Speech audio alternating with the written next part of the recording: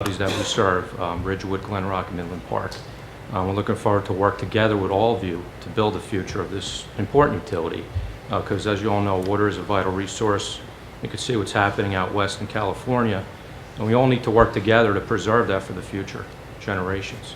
So, tonight we're going to talk a little bit about some of the hot topics. I know recently a lot of you received some information in the mail from us pointing out some issues with some results of tests that we had that pinpoint to lead and sodium in the water.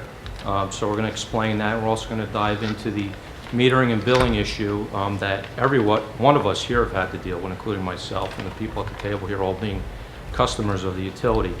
But just to back up a little bit, I'm fresh on the job, 2 months in currently. I come from a history of municipal government. I was welcoming the opportunity to come back home and work 7 minutes from my house. I walked here tonight to this meeting. And I'm looking forward to rebuilding a relationship and this utility. Ridgewood Water has been in existence for over 100 years. It started off because a bunch of people in the 4 municipalities got together and realized that there was importance to provide clean and safe water to the community. So we're here to continue that motto and goal throughout the future.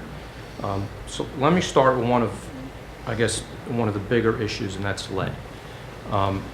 New Jersey DEP has a lead standard that they set for each water utility. It's called an action level. And that action level is 15 parts per billion. Essentially what that means is anytime there's a result that shows there's 0.015 milligrams of lead in a liter of water, that we have to take action. In 2012, as a result of 60 tests that we took, more than 10% of those tests, or 11, came back above the action level. We then had to move forward with a complete action plan, get it approved by the state, and implement it.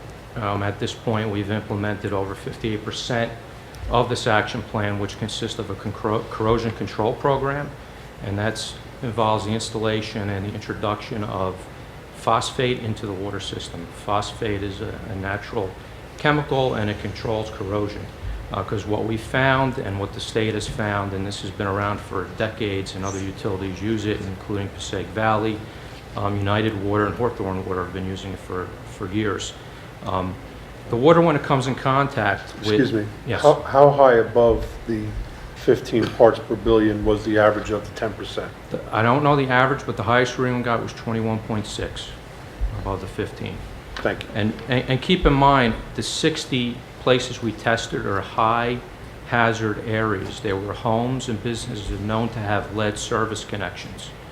So for the normal house that was built without that type of plumbing, you should expect that you don't have this level in the house.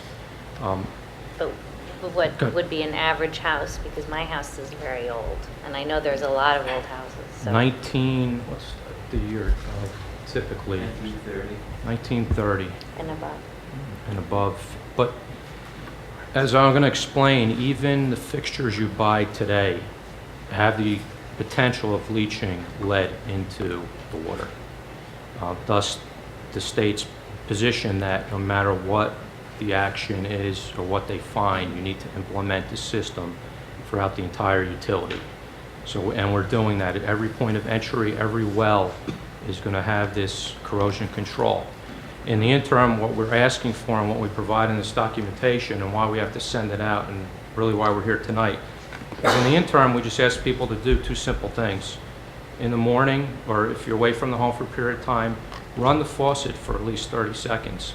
Flush that lead or any other contaminant that may be sitting in there as the water's stagnant in your home.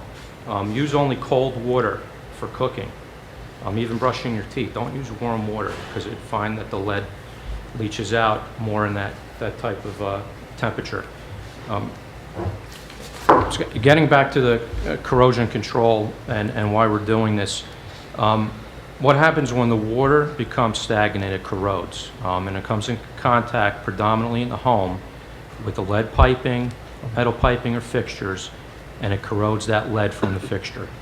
What this agent will do in the water, the phosphate, is it will naturally coat that piping and fixtures, and will avoid any future leaching of that lead into the water. We expect to be finished with implementation of this probably by the middle third quarter of next year. Right now we're at 58%. If there's any questions anybody has, you could find more information about this from our website.